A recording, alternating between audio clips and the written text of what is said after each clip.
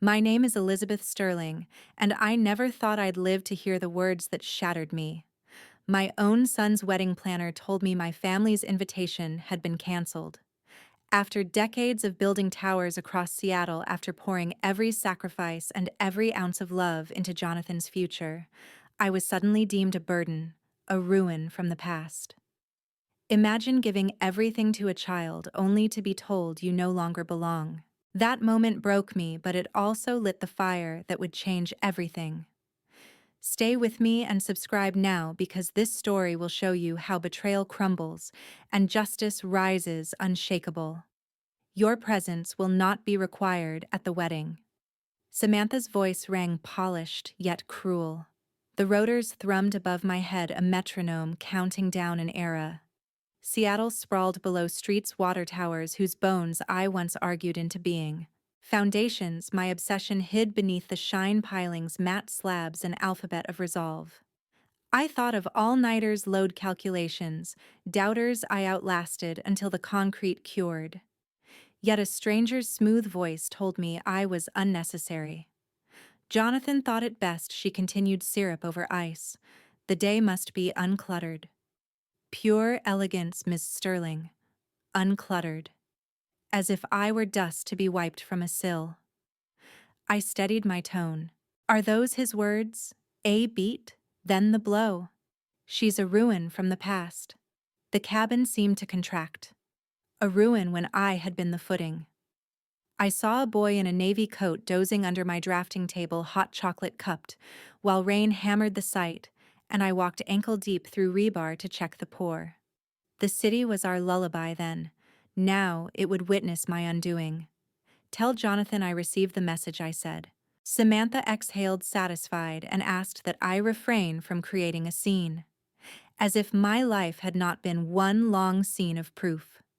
Bids won without shortcuts, signatures gathered without compromise, clients convinced that honesty could be beautiful.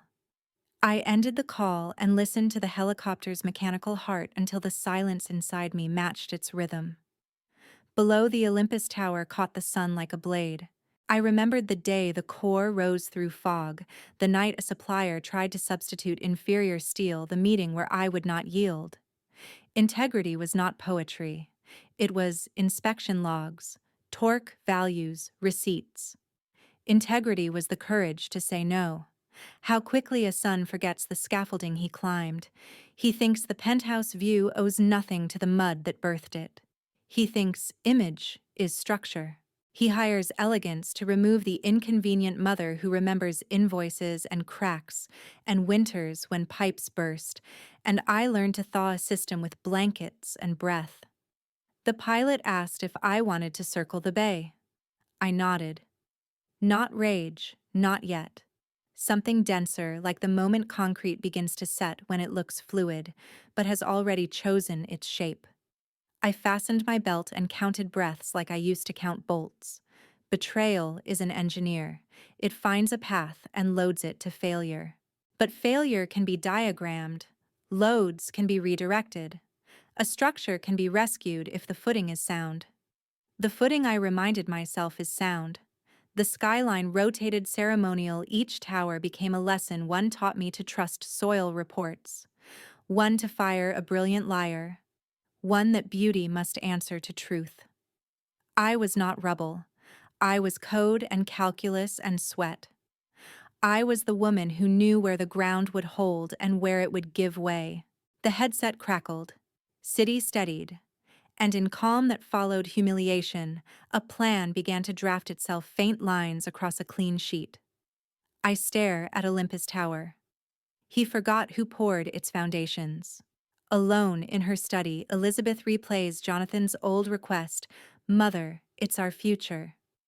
The waterfront house was quiet except for the faint lap of waves against pilings, a sound that had once soothed her, but tonight only sharpened her loneliness. The glass walls framed the black water fractured by city lights, and in that dim reflection she almost saw Robert again, his profile bent over a ledger, his tired hand steadying hers during the firm's leanest months. She had promised that his scholarship fund, born from the profits of Olympus Tower, would carry his name forward. It was supposed to lift young architects who had nothing but grit and a borrowed drafting pen. Now Jonathan's voice, rehearsed, yet trembling, echoed from memory. He spoke of a parcel on the waterfront, the last jewel of Seattle, where a sterling eco-tower would rise, carbon-negative biophilic, a temple of green steel and vertical gardens. He layered his pitch with her own vocabulary: structural honesty, geothermal piers, a legacy project to redeem the city. She had heard his urgency as faith, his cracked tone as sincerity. "It's our future," he had said, and her heart, more mother than engineer, tilted toward belief. But before she clicked the transfer, her mind drifted decades back. She remembered selling her wedding ring to make payroll after Robert's death, telling young Jonathan it was only being redesigned. She remembered nights at the kitchen table, her drafts weighted by soup cans while her son slept nearby. Every beam she placed, every contract she wrestled into ink, had been to secure his safety. Could she deny him now, when he finally seemed to want what she had always wanted: to build with purpose? Her fingers hovered over the keyboard. Doubt flickered. The renderings Jonathan sent were too perfect. Light did not fall where it should, but she smothered that instinct. Love blurred the misalignment. The transfer authorization field blinked, awaiting her code. She entered it. A sterile chime announced the irreversible. Moments later, the bank confirmation arrived. She leaned close, expecting a contractor's name or soil analysis firm. Instead, recipient Azure Events, memo floral and couture budget. The room chilled. Robert's legacy fund had been gutted, not for stone, steel, or scholarship, but for petals and silk. Her sacrifice had purchased extravagance, not endurance. Elizabeth pressed her palms against the oak desk, whispering into the silence that had no answer. "I bought the most expensive ticket to a wedding I can attend. The hallway keeps a museum hush, a curated silence that once calmed me. Now it feels refrigerated, a drawer where memory lies on ice. Pale oak floors, white walls, glass balustrade surfaces, once merciful, now expose me. My reflection breaks into pains as I pass. The wedding rejection repeats in 100 hard planes. Every polished surface rehearses it as if the house were complicit. The windows are the worst. They stare at the sound with expensive indifference, eyes of judgment disguised as views. A ferry drags a necklace of wake. Gulls punctuate the wind. I specified glazing here. Now I wish glass remembered warmth. It will not fog or blur what has happened. I move through rooms, taking inventory. The island poured in place once launched birthday cupcakes. The sofa was a harbor. The staircase, a spine. Nothing changed. Humiliation repainted the mind, and every object became a witness, a stenographer of collapse. The house is beautiful and against me. I open the garage door. Cold air, mineral and metallic, greets me like a handshake from a former life. After Robert died, the firm lived here on sawhorses under humming lamps. There's the dent where I dropped a wrench at 3 a.m. There's the nail I hammered for my coat when a rack felt decadent. And there, in memory's theater, a cheap cot unfolding from the dark. Young Jonathan curled there, navy blanket to his chin, breath making ghosts. He learned to sleep. To the crinkle of trace, the heater's cough, my muttered checks of load paths. Sometimes he woke to ask if the building would stand. I told him yes, because we would make sure the ground was ready. He believed me. I staked our life on that belief, beam by beam. Now he calls me baggage. The word clangs off the tools. I almost laugh, because baggage feeds you where there is no kitchen, warms you when the venue forgot, weather saves you when the map is wrong. Image does not pack for storms. It only packs a mirror. Back inside the rooms, return to polite neutrality. A bowl of green pears waits like a still life that never ripens. My phone lies face down. I pour water. The stream is so obedient I want to apologize for using it to drink. Everything here behaves better than people. I sit perched as if my body expects inspection. Humiliation turns posture into a courtroom where every gesture must plead innocence. I count 4, hold, 4, release, 8. The drill I taught interns. The arithmetic works until the cot returns, navy blanket small hand, and the rhythm breaks like a board under a miscalculated load. At the largest pane, the city hangs like a chandelier from an invisible ceiling. Somewhere, a planner polishes elegance. Somewhere, my son measures the distance between ambition and love and decides ambition weighs less. I do not hate him. I hate the story that seduced him, the lie that the present can float without the past, that a tower's view erases the hole it climbed from. The chair receives me like a harbor taking a damaged hull. I sink, and the tears arrive quiet and methodical, not a storm, but a weather pattern. They are not weakness. They are an audit, the body balancing a ledger the heart cannot reconcile. Let them write their salt across what I believed was finished with suffering. When they dry, I will still know the difference between structure and staging. Silence settles like dust after the crew goes home. I breathe and count again. Somewhere beneath this house, my oldest self walks the lot with stakes and string marking where something honest might stand. The thought moves through the rooms like a tremor, almost a hymn, almost a blueprint under the lamp of resolve. Knock at the door, a young woman with rolled blueprints. Mrs. Sterling, I found your first community center design. It's brilliant. Clara's eyes shone with conviction. Rain tapped the clear story. I led her into the study where Robert's old drafting table stood scarred and loyal, its grain stained by coffee rings and midnight graphite. She carried a tube like a violin case. She unrolled the paper. The room brightened. Timber beams.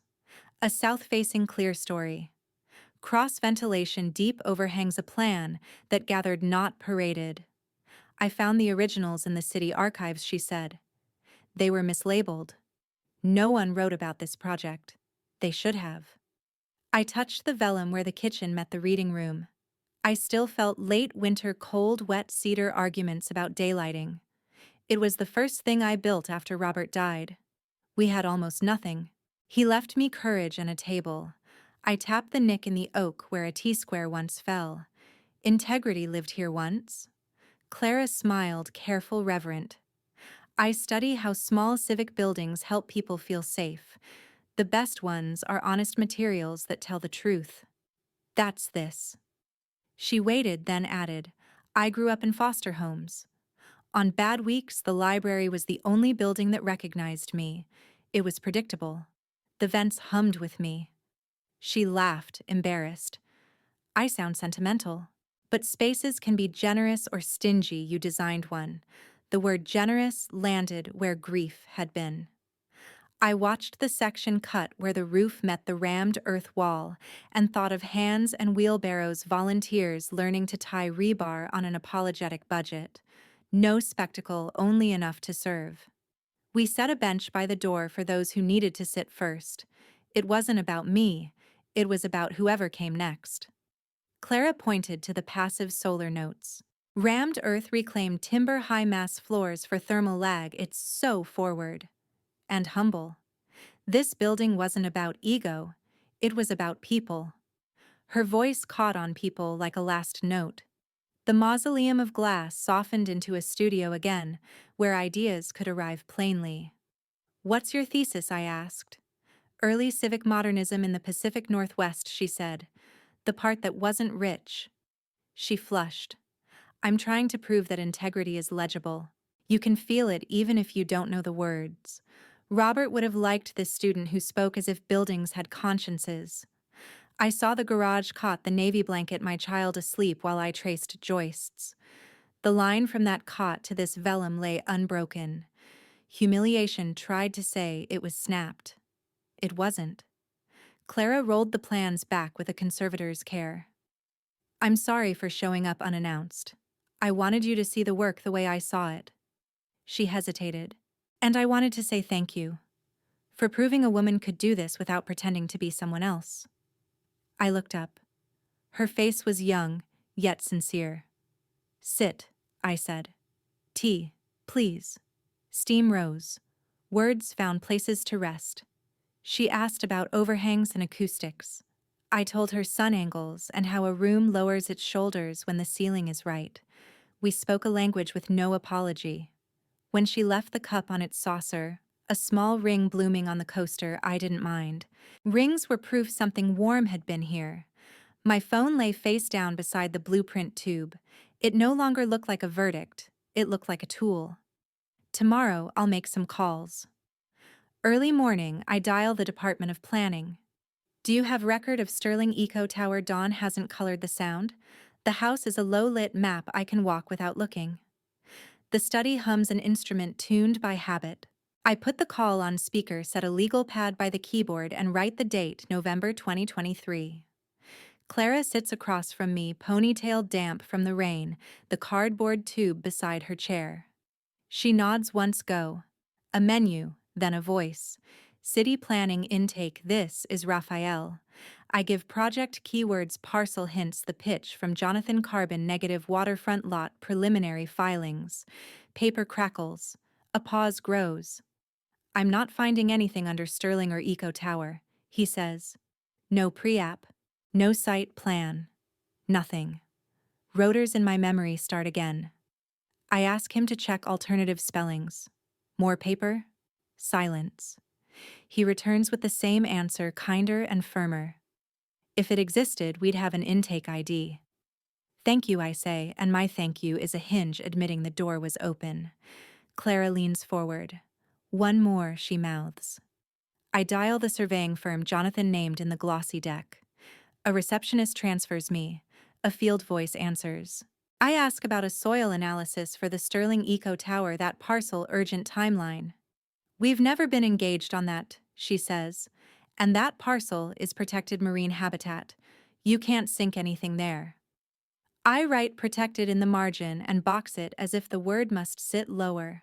Clara whispers, it's not about ego, it's about truth. Returning my eyes to the table that steadied Robert's hand and mine. She opens her laptop, fingers already moving. I'll draft confirmations. If they email back timestamps and headers are evidence. I call Azure events. We don't discuss clientele, a polished voice says. When I recite the exact bank memo, floral and cooter budget, there's a hitch before the script resumes. We can neither confirm nor deny. The denial confirms enough. Clara's screen blooms with folders. I'll forward readouts to a private archive, she says. Multiple backups. Redundancy helps. My mind inventories footings, loads exits. Love was the design error. Now, correction begins. I email the city address Raphael gave me, summarizing calls and asking for a written statement about the absence of filings for any Sterling Eco Tower on the parcel. Minutes later, the reply, we have no record of any application or pre-application associated with that name or description. Print it, I say. The laser warms, the letter lands with certainty. Clara sleeves it, then photographs it beside a ruler for scale. Chain of custody, she says, smiling without triumph. She knows truth does not gloat. I phone the bank to confirm destination. The representative repeats the entry without apology. I thank her too. She did not steal. She only indexed the loss. Clara tilts the screen so I can read trail established, no filings at city. Survey denied. Vendor avoidance. Bank memo corresponds to luxury line items. She adds a final line I hadn't allowed myself to write. Narrative indicates planned deception by JS, exploiting parental trust and reputational capital. I breathe slow and deliberate as I taught interns before presentations. The room sharpens. Self-pity drains. Pity for him rises and recedes. Facts are beams. They carry. He forged a tower with no foundation, I whisper, and the sentence fits so cleanly into the morning that the study seems to square itself around it. Phone rings again, Jonathan's furious voice. What did you do? No record exists, the city officer said flatly. My heart sank, but my resolve sharpened. I ended the call and let the words settle. Grief swayed, action braced. On my screen, Jonathan's deck glowed with lush vines, biophilic design, he'd said, as if the phrase could grow trust. Now the renders looked pinned under glass life, implied but absent. Document everything I told Clara. She was already 2 steps ahead, sleeves pushed up, laptop angled. A new folder appeared, Phantom Tower. Inside subfolders form the bones of a Case City Survey vendor bank trust. She moved with quiet speed, drafting recap emails, exporting each thread to PDF with headers and timestamps, then filing them. Each message got an SHA-256 digest pasted into a manifest. We'll add redundancy, she said. Cloud and 2 physical copies. I called the surveying firm again and asked for written confirmation. Their reply arrived: no contract, no fieldwork parcel legally protected. I filed it beside the city's statement. Clara highlighted key phrases and color-coded. We're building a timeline, she said. Fraud reads clearest in sequence. I opened the trust portal and navigated to the Robert Sterling Scholarship account. Numbers don't dramatize. They accuse by standing still. The outbound transfer sat there like a fracture, $375,000 memo, floral and couture budget recipient, Azure Events. I printed the ledger, initialed the footer, and slid it into a sleeve labeled Fund Exfiltration. A second sleeve held the Charter Tuition Mentorship Grants for first-generation architects. I steadied my hands and kept going. It's not about ego, it's about truth. Clara murmured and began a matrix in a new tab: source claim, evidence status, risk. Under claim, she typed Jonathan's line, carbon negative geothermal piers, biophilic tower, and under evidence, she linked the city's negative search, the survey, denial, the habitat designation, the bank memo. Status falsified. Risk reputational, financial, legal. We set up a read-only archive, forwarded confirmations, then exported the mailbox as an .mbox. Clara filmed clips showing file paths, timestamps, device clocks, chain of custody.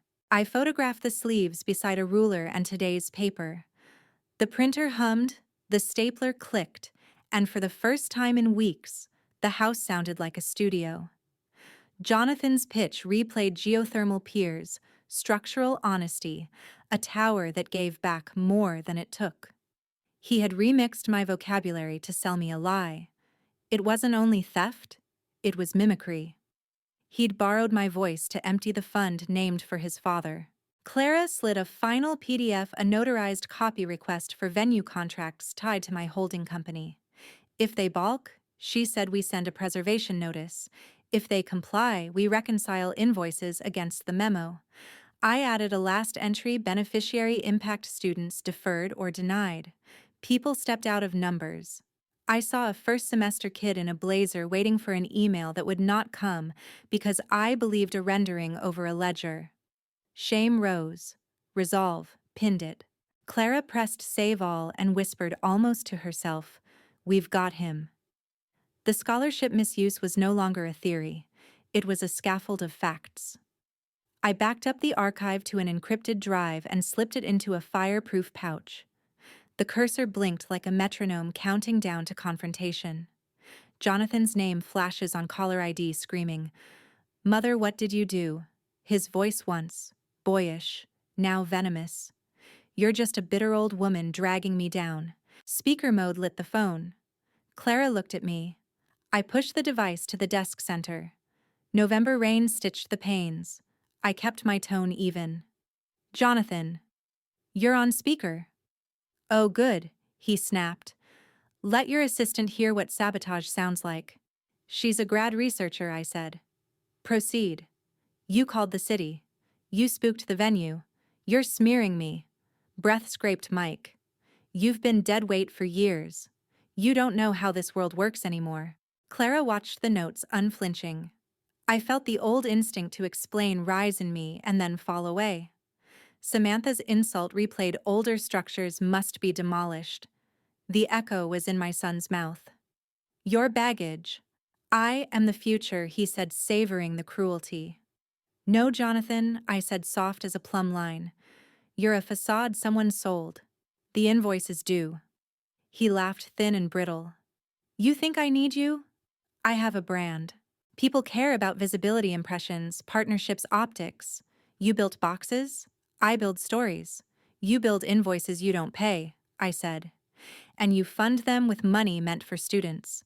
That fund exists because of me, he spat. My last name. My wedding. My. Your last name is mine, I said.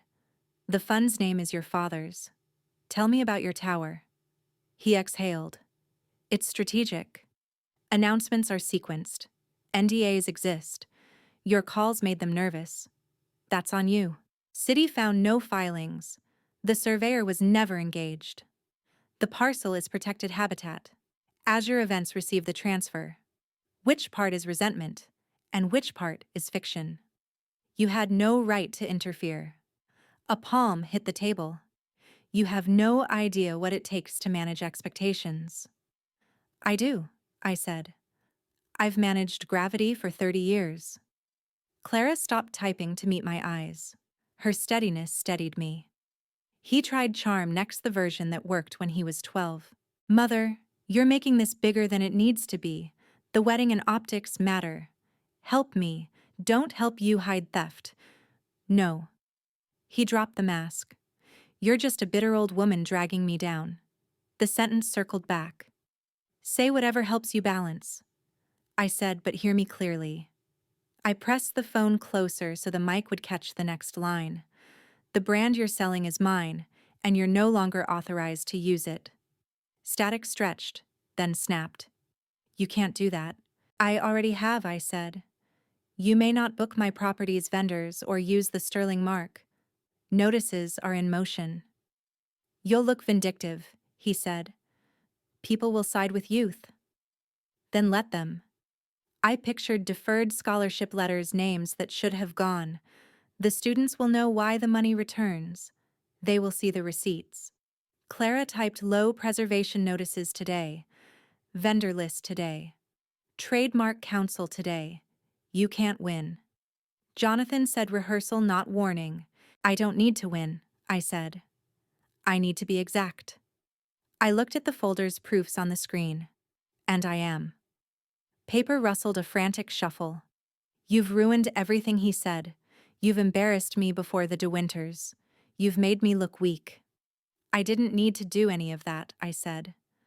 You managed it. Return the funds. Today. He inhaled through his teeth. Panic rising. Or what? Or the future you brag about will arrive early. Jonathan roars. You'll regret this. Before cutting the line, I unrolled a blank sheet on my drafting table. If he built a facade, I'll dismantle it piece by piece. Midnight made the house honest. The lamp circled Robert's table oak, scarred by compass and graphite. Clara poured coffee we didn't need and set down contracts thick as winter. Robert's principal returned without integrity collapse. The wedding was a pavilion on borrowed scaffolds. If he built a show, we would draft deconstruction. We started with the venue. I traced the grand atrium, wrote Clause 17B, land my holding company, termination at benefactor's discretion immediate upon notice, non-transferable use of the sterling mark. Leverage, Clara said, highlighting each line, then clipping an email notice, rescind refund. Caterer next. I sketched the banquet hall, annotating the writer. Pro bono origin project. Goodwill at architect's discretion. Payment contingent on benefactor approval, site access. Without the site, deliverables are moot, Clara said, adding a preservation notice for rentals and perishables. Jeweler. I drew a ring and labeled provenance via my watch network. Ethics clause, vendor may refuse if conduct risks brand. Attach investigation note, Clara said, already drafting a polite lethal note. Florist. I penciled a cascade noting growers on retainer. Clause priority to community projects during disaster periods. Discretion retained by benefactor. Reassign stems to the shelter opening, I said. Clara smiled. Shelter looked like spring. Banned. I sketched 5 circles road appearance contingent on venue compliance and alignment. We listed small items the planner assumed were hers: lighting rigs we co-owned, a sponsored quartet valet services via the Tower Association. Each had a hinge to press. Clara taped a red cord and weighed it with a brass triangle. Map flow, she said. We drew vendor, contract, clause, notice, outcome. At each junction she stuck tabs: amber delay, red rescind, green redirect. I opened the file for the sterling mark. Trademark Council. Usage bound to quality and origin.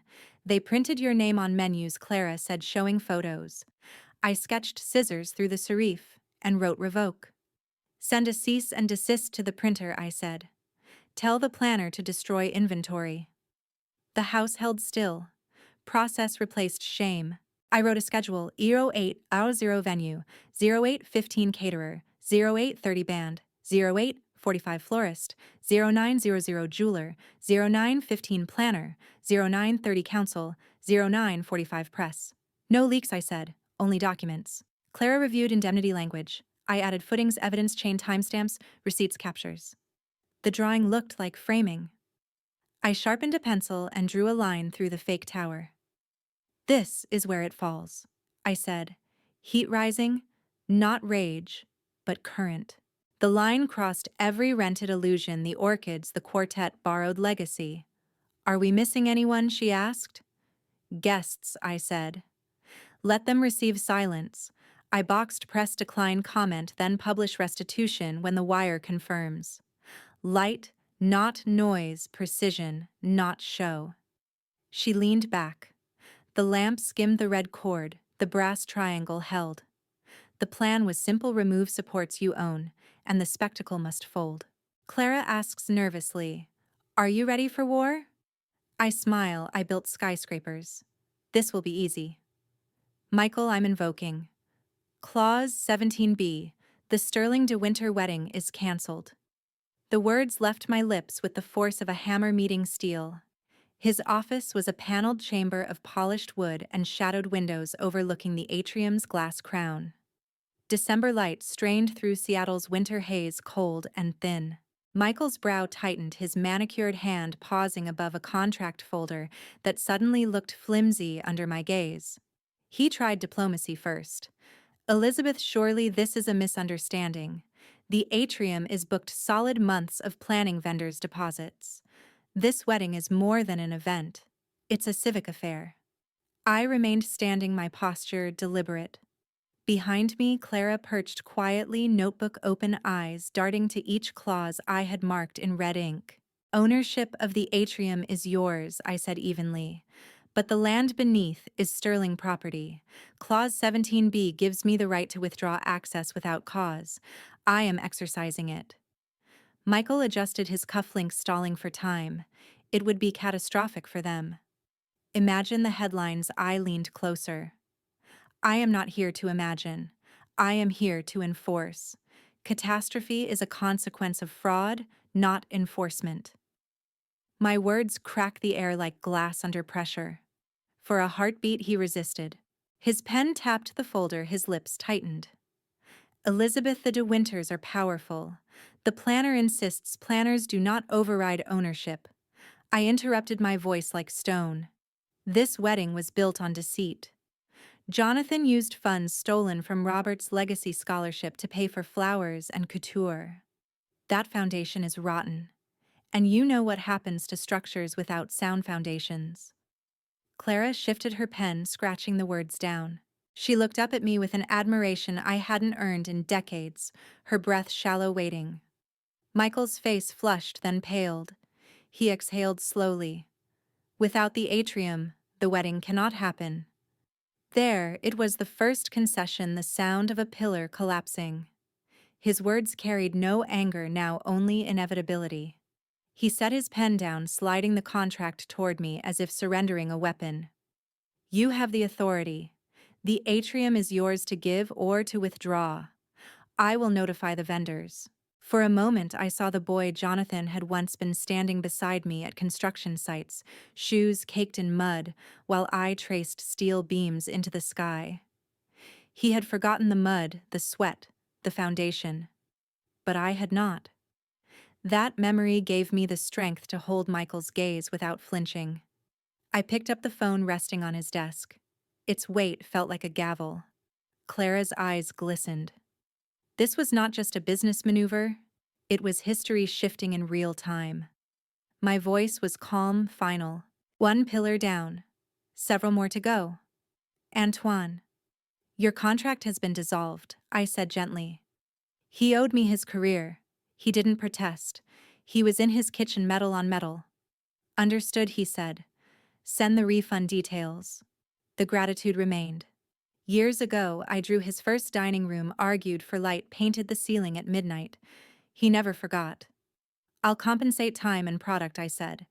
Send a short note acknowledging cancellation. It will be in your inbox before you hang up. A breath. Thank you. For then and now. I dialed the jeweler. He answered warm. The Sterling de Winter commission is withdrawn, I said. Reputational clause invoked. Hold stones. No statement. Of course, he said. Are you all right? I'm correcting it. Next, the florist. Redirect product to the women's shelter, I said. Invoice paid in full plus donation. Destroy Sterling marked materials. Composters will take what can't be saved, she said. Thank you. The quartet's manager picked up. We'll perform anywhere you ask, she said. Hold the date for the community center cornerstone, I said. Send a note confirming cancellation. Clara logged each response. Emails chimed. Samantha's web was a walkway I allowed. I took only calls respecting silence. Valet released. Lighting recovered. Linen redirected. Each conversation was civil, not compromising. By afternoon, threads loosened. A planner's access met its limit. I pictured the atrium from above, glass over pilings on my land. Foundations don't shout, they outlast. At last, Samantha's number rose insistent. I let it ring once more, then polite, then answered. Her tone lost polish. Mrs. Sterling, we're receiving unusual messages. The caterer says the contract is void. The jeweler halted work. The florist is diverting stems. Is this a misunderstanding? No, I said. It's a correction. You can't do this, she snapped, panic showing through. We have assigned plan deposits. The city has no filings. The surveyor was never engaged. The parcel is protected. Your plan is invoices on air. She inhaled as if steadying a structure. I'll escalate. To whom, I asked. You called me first because you know where the foundation sits. A long minute of forgotten manners. Then very small, Mrs. Sterling. Everything is unraveling. Good, I said. It should. Clara slid a glass. And the band redirected, I said. They'll play where walls are honest. May we salvage something? Samantha asked softer. A private garden? A smaller salvage begins with truth, I said. Return the deposits to their rightful account. Send receipts. Silence, then a clipped goodbye. Winter light thinned. The phone cooled. The house settled on its footings. I opened Robert's cabinet and poured brandy orange and library glue. Quiet, returned, process running true. I sipped brandy. You forgot the foundation. Samantha shrieked. You have no authority. I swirled my brandy and replied. On the contrary, I have all of it. The line hung in the oak-paneled quiet like a plumb bob finding true. My library smelled of orange peel and old bindings. The phone hummed against my palm as if it too recognized jurisdiction. I set the glass down and let the silence work on her breath.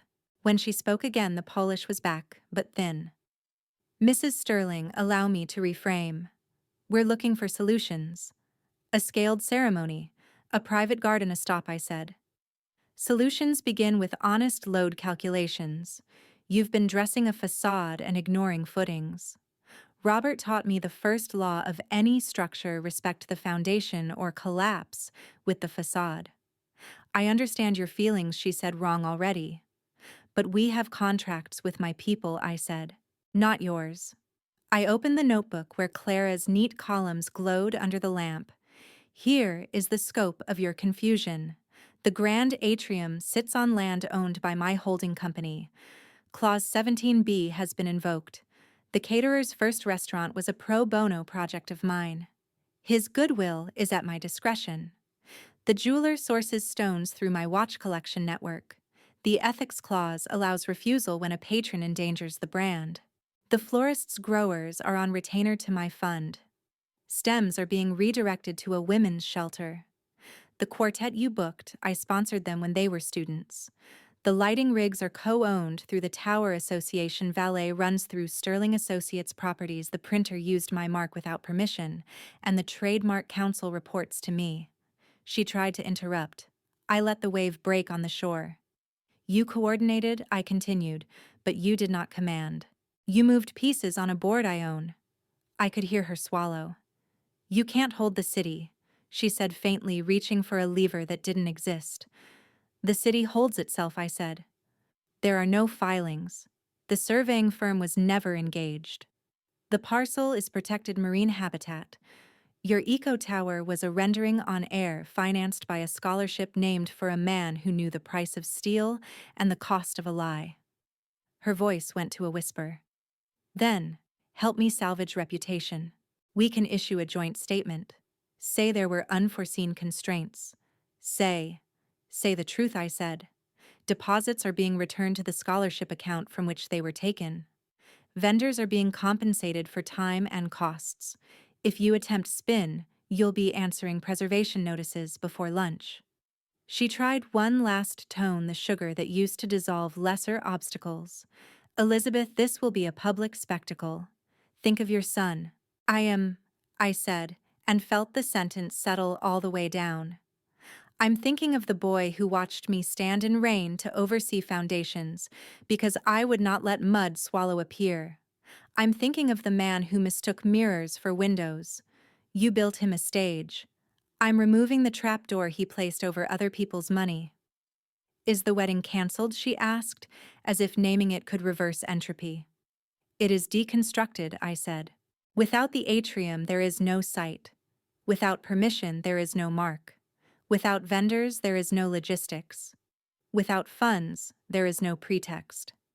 That leaves you with a date and address. She exhaled, shaky. If I apologize publicly, you owe your apology to the students who did not receive their letters, I said. Begin there. Silence lengthened. In it, I could hear December rain moving across the sound and the quiet tick of the mantel clock, the good rhythm of measured work. When Samantha spoke, the last of her lacquer was gone. I thought access was ownership, she said half to herself. That is the lesson, I said. Access borrows. Foundations decide. Then this is officially dead, she concluded, the planner's euphemism collapsing into truth. It is, I said. Collect your invoices.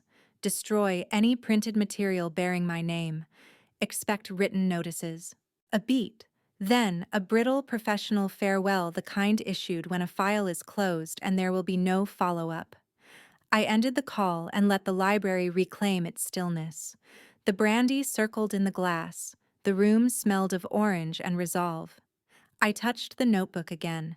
The column headings like Beam's vendor clause, notice outcome, order where chaos had postured.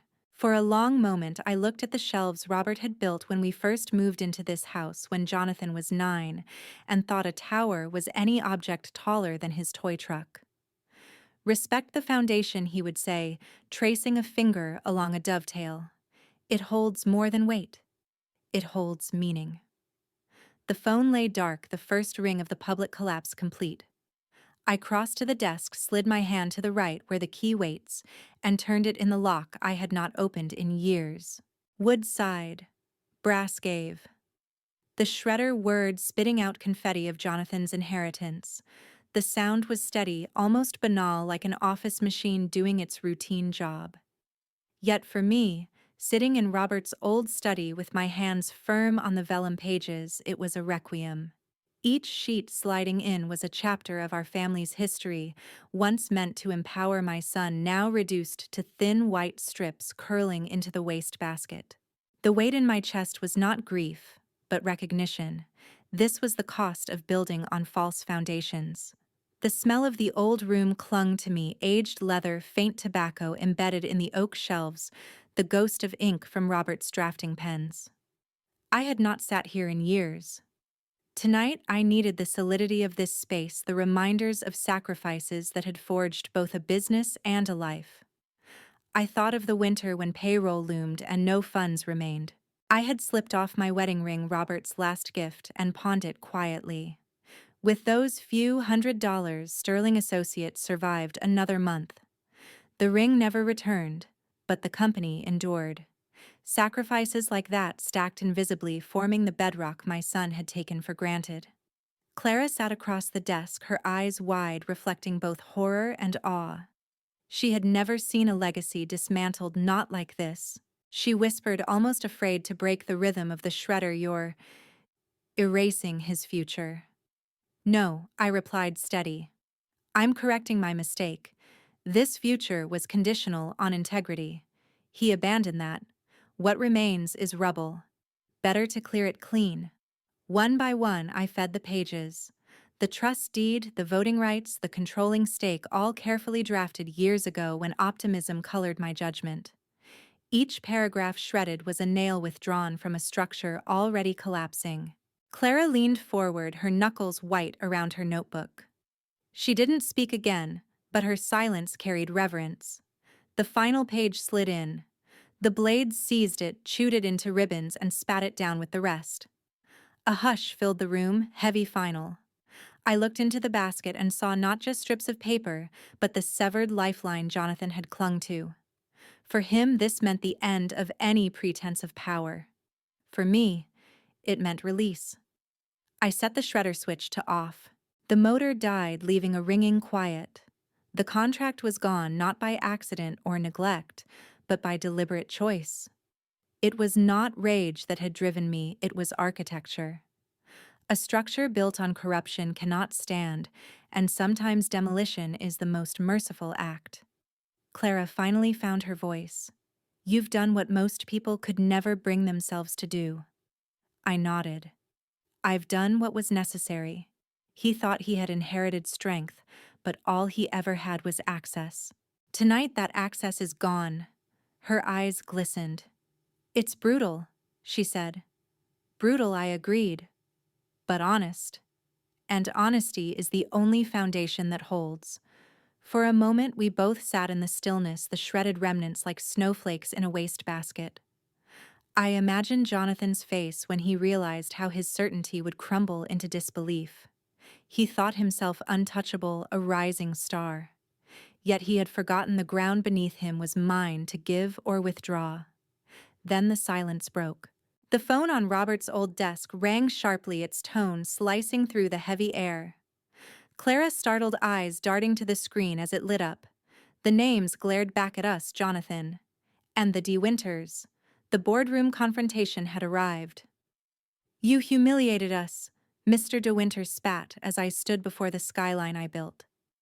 Glass wrapped the Olympus Tower boardroom like a palm. Headlights braided below. Lines I once drew cut the winter sky. Clara sat back silent, a witness. Isabel hovered beside her parents' eyes, flicking for any soft reflection. Jonathan paced, jaw working. "You stained our name," Mr. De Winter said. "You sabotaged our plans. Vendors flee, guests gossip. You made a circus." "You built the tent," I answered. I laid a folder on the table. "Here is the transfer of $375,000 from the Robert Sterling Scholarship to Azure Events Memo, Floral and Couture. Here are the city's negative filings, the surveyor's denial, the marine habitat protection. Your eco-tower was air." Isabel flushed. He believed in the vision. "Belief is not concrete," I said. "Concrete is what keeps buildings from falling." Jonathan laughed without laughter. "You want control.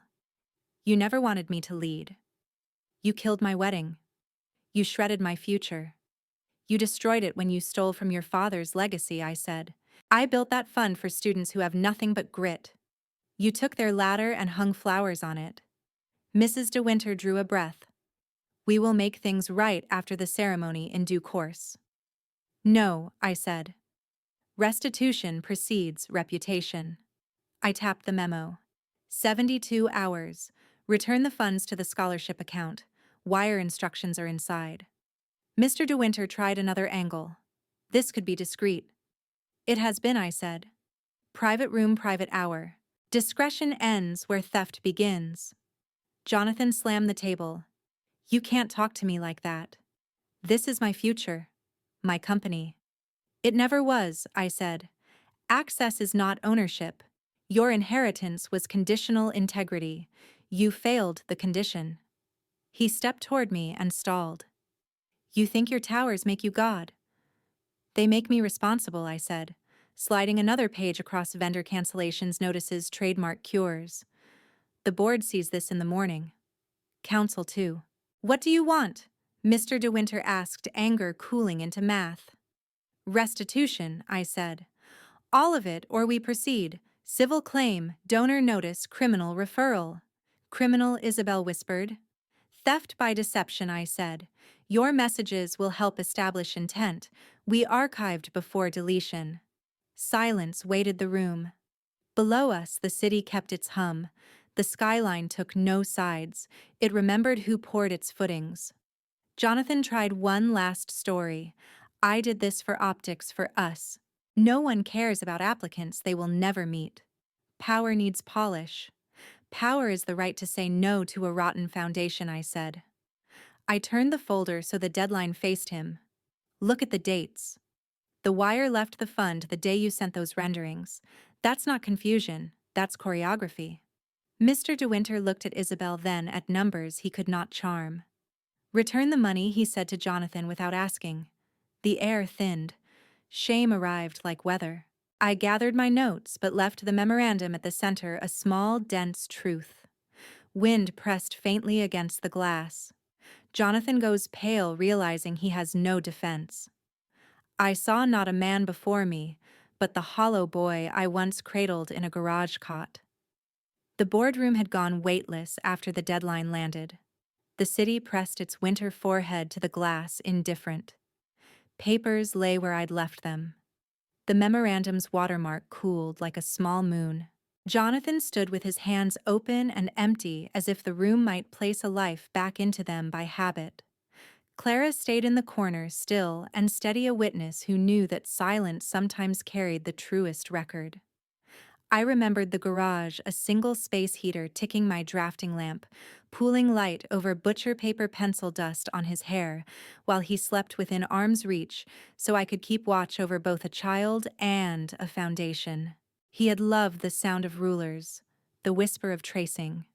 When he woke, he would ask, "Is it tall enough yet?" Back then I thought height meant hope. Isabel drew herself upright, pearls trembling like the last beads on a broken string. She looked at Jonathan the way a person looks into a mirror and finds fog instead of features. I will not marry into ruins. The sentence was clean, almost gentle. She unhooked the ring and set it not on his palm, but on the table, a piece of metal among papers. Footsteps, the door, the soft gasp of elevator air swallowing her future and leaving only the echo. Jonathan blinked, startled by the absence of an audience he'd assumed permanent. Isabel, wait. He pitched his voice toward charm, then toward pity, then toward rage, as if volume could reassemble what intent had broken.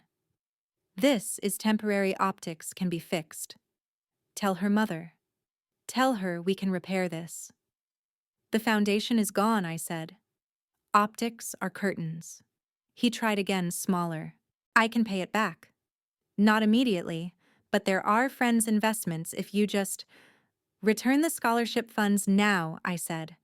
Everything else is noise. His jaw twitched. The practiced anger surged. You never wanted me to succeed. You hoarded your influence. You chose that girl over your son, you. Clara's head lifted at that, but she kept her place. I did not look away from him. You had a life without me when you chose fraud, I said. You wanted a life without me. Now you have it.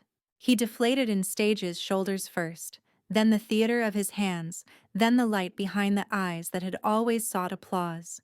He reached for the ring and missed it by an inch, as if gravity had changed. They'll drag me online, he whispered. They'll call me a thief. You took what wasn't yours, I said.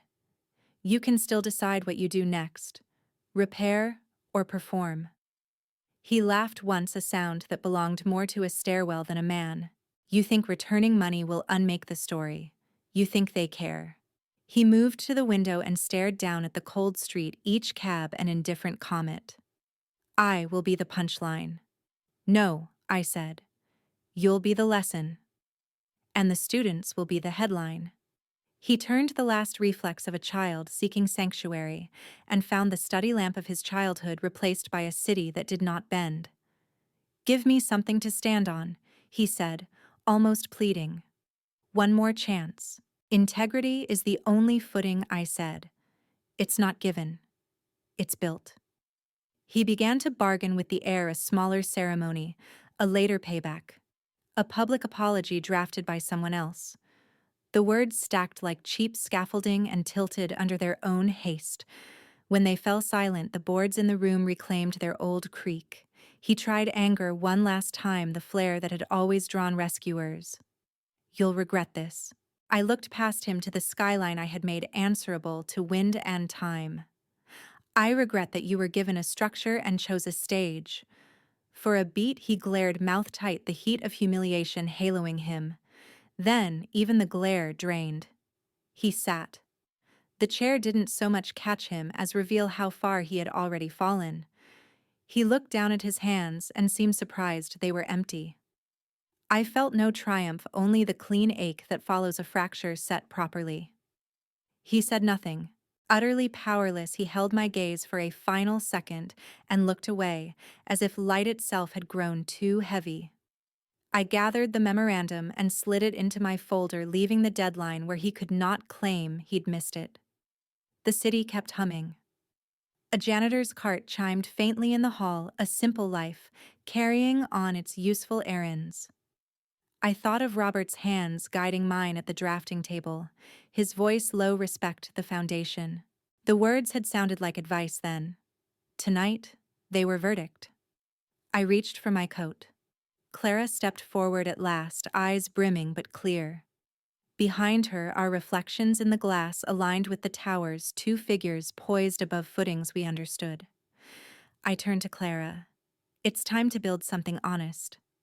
On a dusty site, Clara unrolled blueprints, her hands smudged with earth. The core is solid, she said. Workers moved around us, survey stakes, string lines, a transit leveling a red dot. I breathed in concrete dust and damp soil and felt the calm of a place that tells the truth. This light aligns, Clara added, angling the sheet, so the shadow fell exactly where our clear-story windows would drink it. Months ago, a rendering lied to me. The sun slid from an impossible angle, pretty and false. Here, the light obeyed the math. Here, the day signed our plans. A boy hovered behind the fence, watching a crane fold its arm like a patient bird, as if saluting a future not yet listed. I smiled. He waved back, tentative and proud. The foundation project account is funded, I told Clara. Initial endowment $10 million. First disbursement covers excavation envelope and a winter stipend for the program. Pay the crews up front. No one waits in the cold.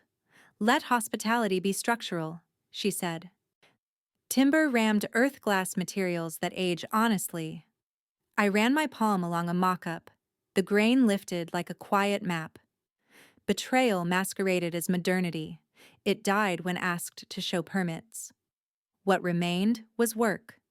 Room for noise, a neighbor called, passing a fence gap. For music, I said the kind that becomes courage.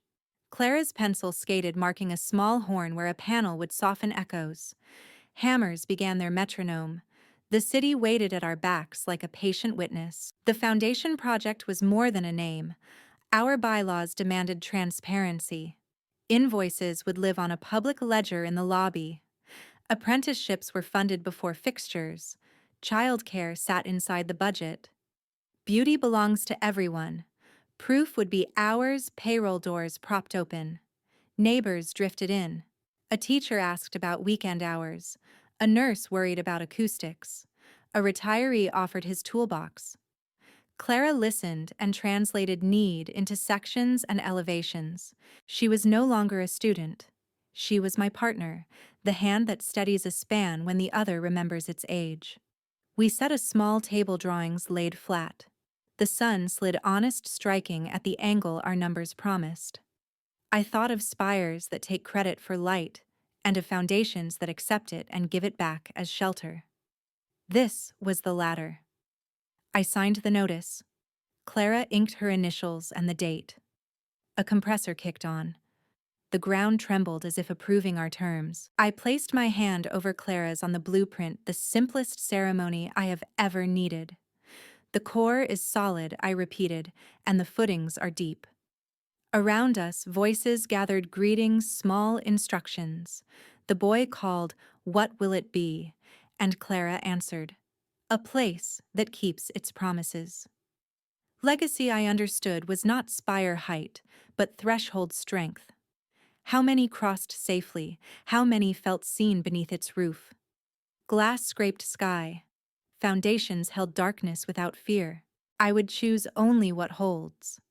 I looked toward the city as a craftswoman toward a job that asks for both hands. Betrayal swung. Justice answered in measured blows. Notice, audit, refund, repair. Some stories end in thunder. Mine ends in rhythm, a steady pour, a trowel smoothing the small applause of gloves dusted clean. Justice may come late, but when it comes, it is unshakable.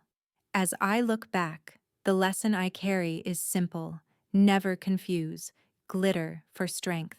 I gave too much trust to facades, forgetting that only foundations hold when storms come. Perhaps you too have been dismissed, undervalued, or betrayed by someone you loved.